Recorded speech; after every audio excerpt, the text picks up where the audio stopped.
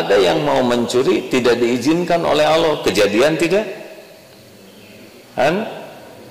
Tidak kejadian. Berapa banyak yang mau berbuat berbuat dosa, tapi Allah tidak izinkan, tidak terjadi itu. Tidak ada yang lebih pahit dari berharapnya hati kepada Allah. Allahumma aftah lana hikmataka ya Allah.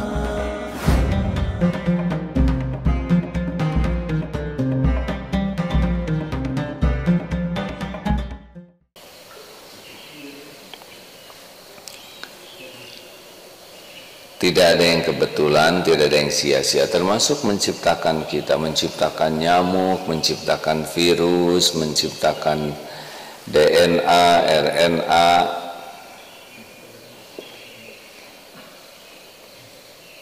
menciptakan awan, menciptakan, tidak ada seisi jagad ini yang diciptakan oleh Allah kebetulan, sia-sia, tidak ada, ya. Jadi tidak ada juga kejadian sia-sia dan kebetulan. Misal mau parkir, tiba-tiba di tempatnya ada kebetulan, nah, tidak boleh. Ini sudah diatur Allah. Lampu kebetulan hijau terus, tidak boleh. Ini Allah yang maha mengatur. Kebetulan saya sekolah di Darut Tauhid, bukan kebetulan, mana ada yang kebetulan, ya. Kebetulan saya jadi lelaki, mustahil itu, ya. Oleh karena itu biasakanlah, ini sudah qadarullah, ketentuan Allah. Nah, dengan meyakini seperti itu, dan pasti ada hikmahnya. Oleh karena itulah, kalau kita yakin semua hanya bisa terjadi dengan izin Allah, maka apapun yang kita inginkan, apapun yang kita cemaskan harus segera kembali kepada pemilik kejadian. Siapa? Allah. Pemilik kejadian itu adalah Allah. Oh, kalau gitu gimana tuh? Ada yang mencuri, menyontek, izin Allah bukan? Izin Allah bukan? Jawab, izin Allah. Tapi Allah tidak ridho karena dia melakukan sesuatu yang dilarang oleh Allah. Tidak jujur itu dilarang. Jadi tapi ada yang mau mencuri tidak diizinkan oleh Allah. Kejadian tidak? Kan? Tidak kejadian. Berapa banyak yang mau berbuat berbuat dosa, tapi Allah tidak izinkan, tidak terjadi itu. Kenapa orang mau maksiat kok tidak terjadi? Entahlah, Allah mungkin mendengar doa ibunya yang meminta, ya Allah jadikan anak saya ini anak yang soleh. Anak ini mau berbuat dosa, Allah maha mendengar doa orang tuanya, Allah mendengar doa kawan-kawannya, dan dibatalkan oleh Allah perbuatan maksiat itu. Maha kuasa Allah subhanahu wa ta'ala. Jadi apapun yang kita inginkan, apapun yang kita cemaskan harus kembali kepada Allah, karena Allah lah penguasa segala-galanya. Ini deh, sekarang kita cerita tentang manusia. Siapa yang menciptakan manusia? Siapa yang mendesain kita? Siapa yang mengurus kita setiap saat? Kita mengurus diri sendiri sedikit sekali. Bahkan kita tidak tahu apa yang ada di tubuh ini. Sedikit yang kita tahu, sangat-sangat sedikit. Makan. Tahunya hanya cari makanan, beberapa pilih yang halal, yang halal punya.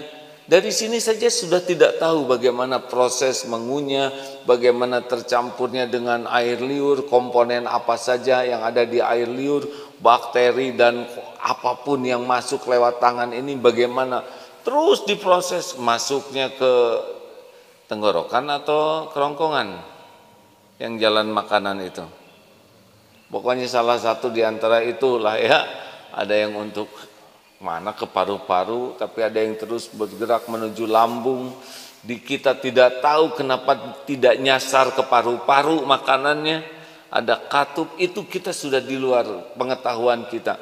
Bagaimana pencampuran proses di mulut kita sehingga dia bebas bakteri yang berbahaya masuk ke lambung, bagaimana proses lambung masuk lagi ke usus, bagaimana di usus, itu betul-betul kita tidak tahu. Bagaimana air, bagaimana diambil saripati makanan itu, kemudian oleh darah dialirkan sampai ke sel-sel yang paling ujung, semuanya kebagian tanpa kita pahami dengan detail, tanpa kita sadari. Jadi tubuh kita ini sepenuhnya adalah ciptaan Allah, milik Allah, ada dalam genggaman Allah setiap saat. Coba, kalau Allah menghendaki kita lupa, lupa tidak?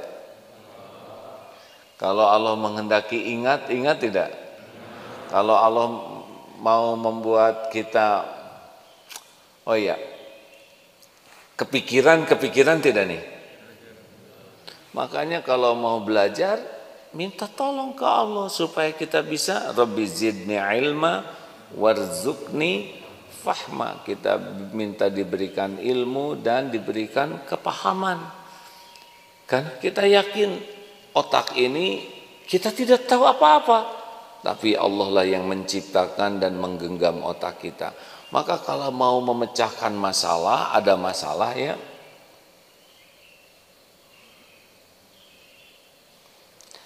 ya santri sebaiknya semua mengontrol tangannya ya, karena setiap kali kita bergerak-gerak begini akan memancing perhatian yang lain ya. Tahan dengan baik. Kita harus sepenuhnya mengendalikan tubuh kita ini. Tidak boleh ada gerakan yang tidak terkontrol. Misalkan sedang ini kepret ke teman, itu pasti jadi masalah ya. Lanjut. Sampai di mana tadi? Nah, jadi tidak hanya lahir tapi juga software kita. Coba jengkel, bentuknya seperti apa jengkel? Kita tidak mengerti apa itu jengkel. Cinta seperti apa bentuknya? Tidak tahu. Marah, cemburu, dengki, itu semua tidak nampak tapi ada pada diri kita. Siapa yang menciptakan perasaan itu? Allah. Makanya kalau kita merasa, aduh saya ini gelisah, satu-satunya yang bisa membuat hati tenang adalah Allah Subhanahu wa Ta'ala. Saya ini cepat marah, cepat tersinggung, satu-satunya yang bisa menolong kita membuat lebih sabar adalah Allah. Ini aduh saya itu kalau lihat lawan jenis tuh tiba-tiba kunang-kunang. Nah, tunggu dulu, lawan jenisnya jenis apa ya? Karena ada di sini santri ikhwan, tapi yang lawan jenisnya kan kuda, tidak mungkin saudara kunang-kunang ya. Itu kalau ada yang lewat suka enggak enak hati, suka minta tolong ke Allah. Karena Allah yang menciptakan syahwat dan Allah pula yang maha kuasa membuat kita terkendali syahwatnya. Nah, dengan kesadaran semua ini ciptaan Allah, semua dalam kekuasaan Allah, maka apapun yang kita inginkan pada diri dan apapun yang kita cemaskan harus minta ke pemiliknya. Jelas? Jelas tidak nih? Bagaimana dengan orang lain? Orang lain ciptaan siapa? Allah juga. Hewan? Ciptaan Allah. Jadi kalau misalkan ada yang berbahaya dari hewan, ada dari ular, ada dari misalkan harimau, ada nyamuk atau virus, harusnya mata, telinga mendengar, makhluk, hati ingat pencipta. Kalau terancam oleh makhluk, berlindung kepada penciptanya.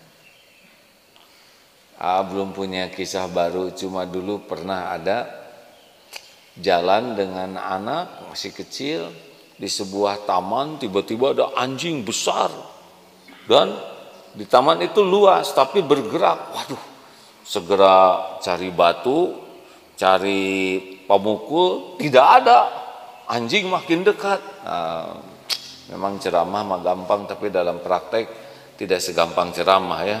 Sesudah kepepet, a'udzu bikalimatillahi tammati min syarri ma khalaq, a'udzu bikalimatillah, makin dekat, makin keras tuh, ya Allah, anak diamankan, wah ya berantem nih dengan anjing. Tapi sesudah a'udzu bikalimatillahi tammah min syarri ma khalaq, berlindung kepada Allah dengan kalimat yang sempurna dari kejahatan makhluknya. Ketika anjing makin dekat, Masya Allah, tiba-tiba ada yang naik sepeda dari belakang. Pemilik anjing tersebut manggil anjingnya dan berbalik. Masya Allah. Allah Maha mendengar, anjing ini bergerak dengan izin Allah. Kenapa kita terancam? Supaya kita berlindung kepada Allah. Dan sesudah kita melihat doa kita dikabulkan Allah, anjing itu tidak jadi membahayakan, kita tambah yakin kepada Allah. Jadi ada kejadian ketemu anjing itu tidak sia-sia, karena bisa nambah ilmu dan nambah iman sepanjang kembali kepada Allah. Jelas deh? Ini yang mahal sekali ya. Biasanya orang jarang ke Allah dulu. Seperti mau tidur, susah tidur. Ada yang susah tidur di sini? Yang menguasai diri kita siapa? Allah. Bismika Allahumma. Bagaimana doa tidur? Allahumma barik lana. Makan lagi nggak tidur deh. Nah tidur mau tidur Bismika Allahumma ya Bismika amut.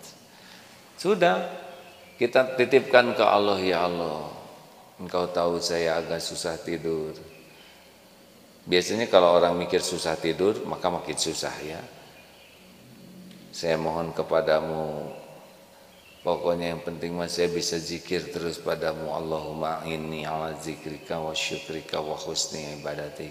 Subhanallah walhamdulillah wa la ilaha illallah wallahu akbar. Alhamdulillah, alhamdulillah. Coba nanti rasakan. Allah tahu kita zikir, dan Allah tahu kalau kita tidak tidur besok kelayangan, besok banyak tugas, tapi kita kembali tidak ke Allah, itu pentingnya. Saya pengen kuliah di mana? Saya ingin di ITB, saya ingin di Unpad, saya ingin kuliah di Al-Azhar. Itu semuanya ada dalam genggaman Allah dan mudah bagi Allah. Ya. Kalau Allah menghendaki ada kuliah di mana gitu yang terbaik, minta ke Allah, ya Rabb. Wah, tapi orang tua saya tidak punya uang, gak ada urusan.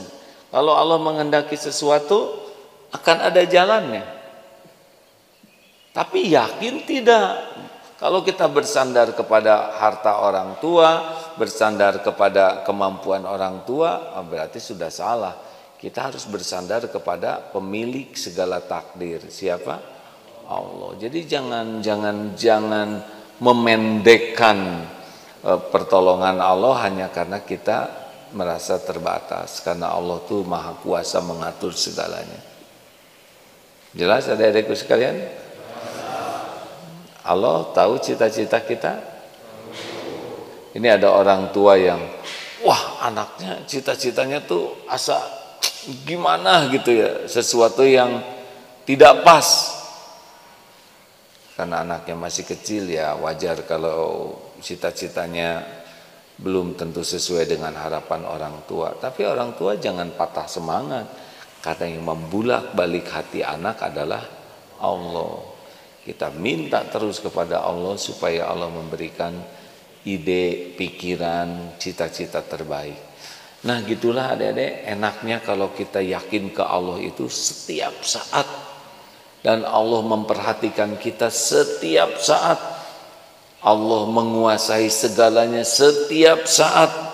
Allah juga mendengarkan setiap doa setiap saat. Tinggal kita minta ke Allah. Wa idza sa'alaka ibadi anni fa inni qarib. Tinggal minta. Allah itu maha dekat, maha mendengar, maha mengabulkan. Tapi mintanya yakin tidak? Ana 'inda dzanni abdi bi.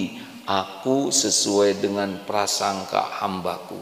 Makanya harus Allah yang didahulukan. Nah kita biasanya Allahnya belakangan. Dan bahkan ada yang tidak ingat ke Allah. Sebetulnya tidak rumit hidup ini. Minta aja terus ke Allah. Dan Allah suka diminta ya. Segala-galanya ciptaan Allah, segala-galanya milik Allah, segala-galanya dalam kekuasaan Allah, segala-galanya hanya bisa terjadi dengan izin Allah semata.